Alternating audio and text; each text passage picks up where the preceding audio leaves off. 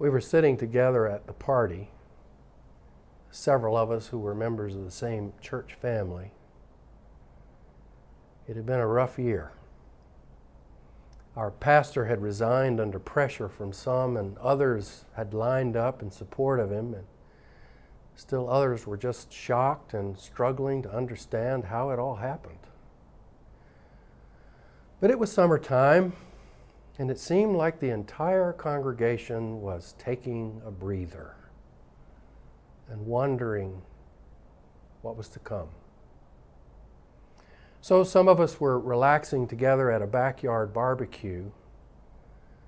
Night was falling, but no one seemed anxious to leave. That's when the storytelling started, prompted by a question of one of our newer members. So, what is it that attracted you to our church? She started telling us. When we first moved into our neighborhood where we live now, we noticed something about some of the children that mine had become friends with. Like what? Oh, just little things. The way they treated one another, for example, with respect, with compassion. Even the way they treated our pets with delight and affection. There was a peace they had with one another and with themselves, and signs of what I wanted for my children. To be honest, what I wanted for myself. I learned that all those children were part of some church family, and if these little things were signs of what they were getting in church, then I wanted that for my children, what I wanted for myself. So, my family and I started looking for a church family to belong to. So you might say our children and their little friends led us here. Now I guess you could say we're just part of the crowd. And we love it. Those children led her husband and her family into a crowd. Like the crowds that move through the stories in the Bible. There's a crowd in this story that's looking for Jesus, and the story tells us that the crowd is hungry. They don't simply have hungry bellies. They have hungry hearts. They're not especially a religious bunch. It's nearly time for the Passover feast, but they are nowhere near Jerusalem. What are they doing out here looking for Jesus? If they'd gone to the Passover feast in Jerusalem, they would have heard once again that God was with their ancestors in the past. What they're hungry for now is knowledge is with them now. It's the same kind of hunger that we have in our hearts, isn't it? Like them, we don't come into this community to hear once upon a time, God. We don't come simply to discuss for living the good life or discussing doctrines about the nature of God. We want to know that God's voice isn't an echo fading away in some distant past. We come hoping that God's presence isn't just some kind of wishful thinking. We come looking for some sign that at the other end of our longing, there is God. The crowd in this story is looking for a sign like that. They've been told that there were some big signs in Jesus' ministry, and as they gathered, you should have heard what they were saying. Some of the stories they might have swapped show up right here in John's Gospel. Did you hear about that wedding over in Cana? Oh, that's nothing. I heard about a guy from, all the way over in Capernaum. I can't think of his name. An official in Herod's court asked for the healing of his son.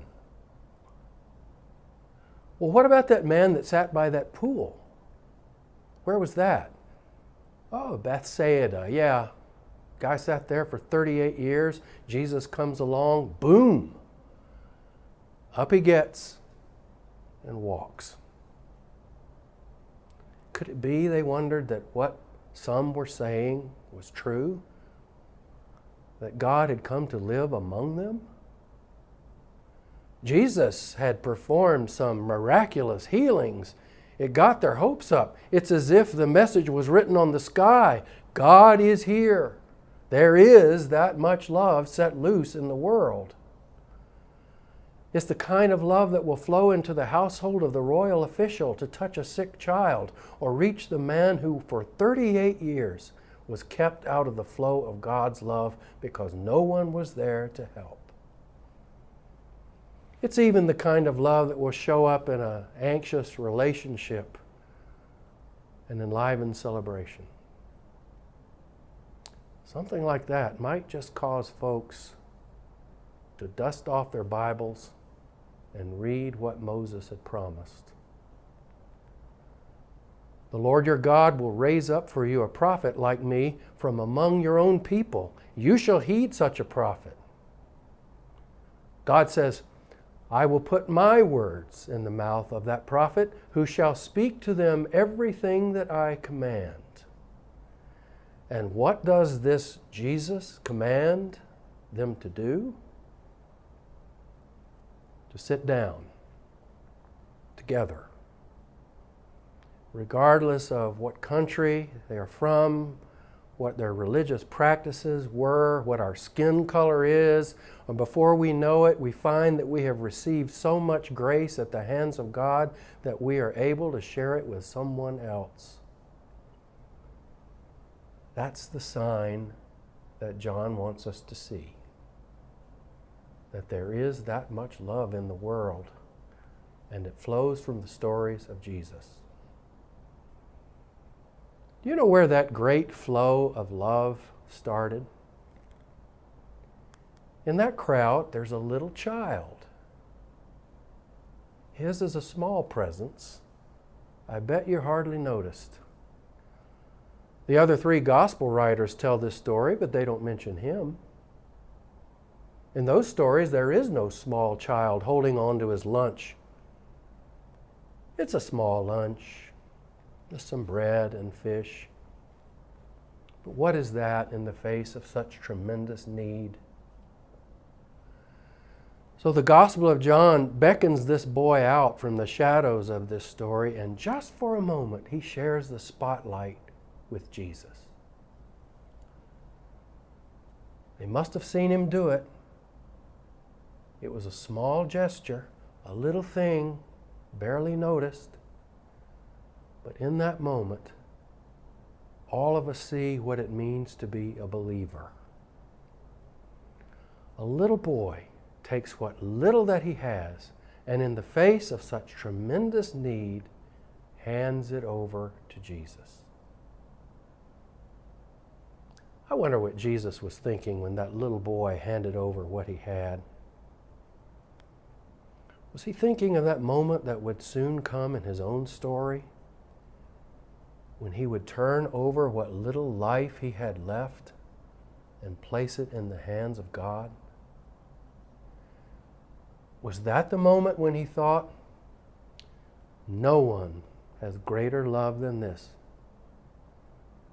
that one would lay down a life for friends? But what is one life among so many? One life freely laid down so that many might taste the abundant love of God? This is what faith looks like. When one of God's children dares to let go of what little that they have and places it in God's own hands. And then God's love is released to do its work in the world. And it took a little boy hidden off in the margin of a story to show us.